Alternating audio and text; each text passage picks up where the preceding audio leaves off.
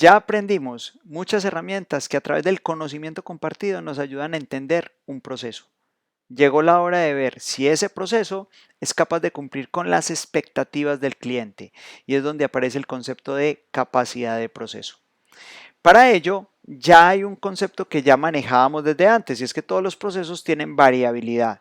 Su salida no siempre es igual para todos y es por ello que podemos encontrar dos procesos como los que están en estos gráficos, uno con una gran dispersión y otro con una baja dispersión. Ahora, ¿esos dos procesos están cumpliendo con las expectativas del cliente? No lo sabemos y para saberlo debemos entonces preguntarle al cliente y que nos diga cuáles son sus especificaciones, bien sea dándonos un límite inferior, un límite superior o ambos, porque no siempre vamos a tener especificaciones en ambos extremos. En estos gráficos podemos ver claramente que uno de esos procesos cumple perfectamente porque su dispersión es baja, pero hay otro donde su dispersión es mucho mayor y hay productos que quedan por fuera de esos límites. Esos productos que están por fuera los vamos a llamar productos no conformes. Si el proceso tiene la habilidad de cumplir con esas especificaciones, entonces vamos a decir que tiene una buena capacidad de proceso. Y esto lo podemos ver a través de tres indicadores y lo podemos cuantificar. Para ello necesitamos tener dos conceptos claros.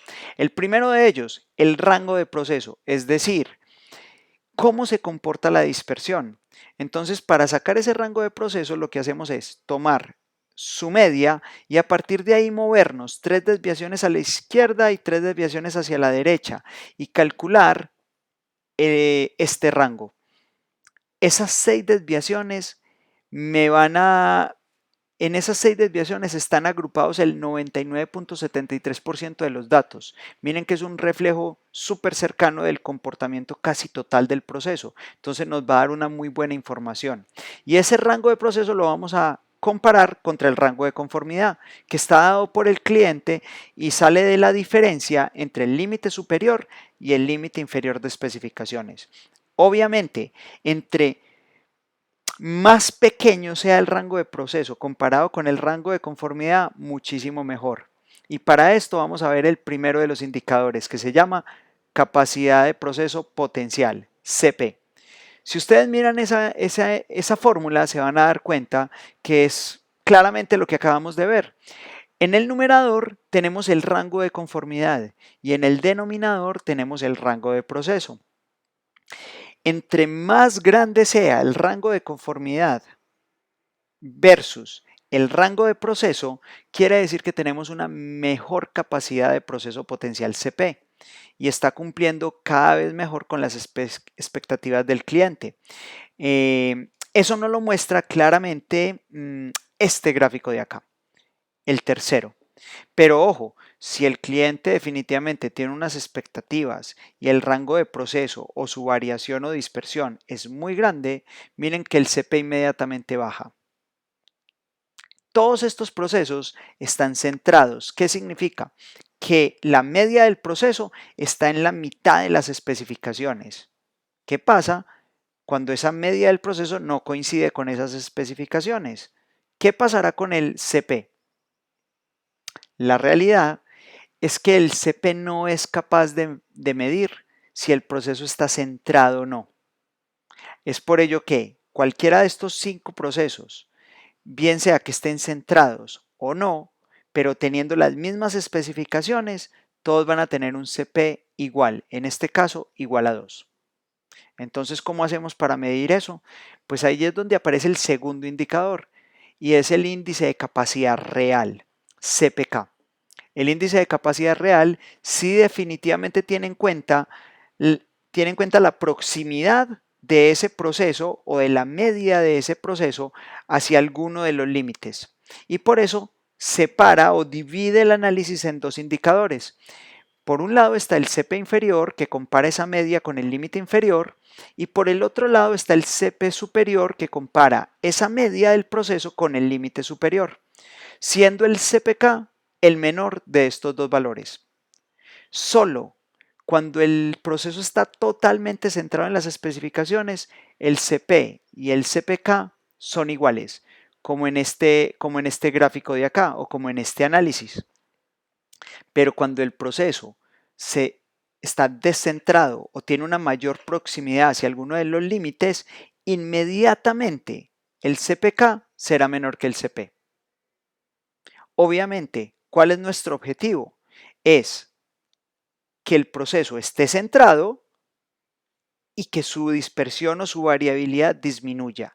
De esa manera vamos a poder mejorar tanto el CP como el CPK.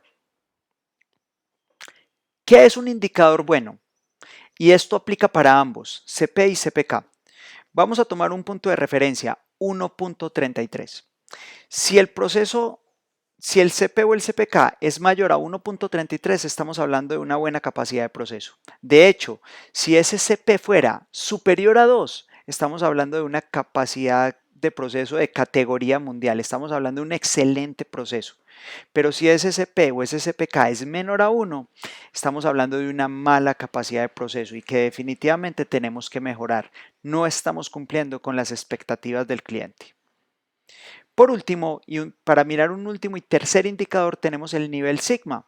¿Se han preguntado alguna vez por qué tenemos una metodología que se llama 6 sigma?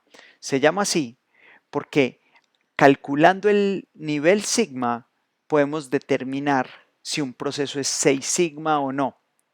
Si un proceso es 6 sigma, significa que puede incluir 6 desviaciones estándar entre la media del proceso y la especificación inferior o entre la media del proceso y la especificación superior. Y eso básicamente es ese indicador que les estoy mostrando ahí. Es el cálculo de el ZI y el Z superior, siendo el nivel sigma el mínimo de esos dos valores.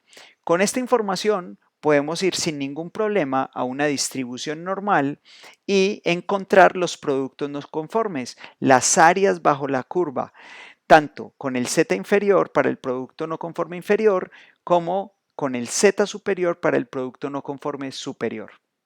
La suma de esos dos productos no conformes se convierten en el producto no conforme total. Es así como a través de estos tres indicadores podemos obtener toda la información que me dice si un proceso cumple o no con las especificaciones del cliente. Y recuerden que la meta siempre será pasar de un proceso que no está centrado la gran mayoría de las veces y con una gran variabilidad, una gran dispersión, a un proceso que esté totalmente centrado en las especificaciones, donde el CP y el CPK sean iguales y que su variabilidad o variación sea tan bajita que su porcentaje de producto no conforme sea muy pequeño. Inclusive que llegue a ser de 3.4 defectos por millón de oportunidades, que es lo que significa ese DPMO que aparece en el gráfico inferior y tengamos así un proceso 6 sigma. Nos vemos en el próximo módulo.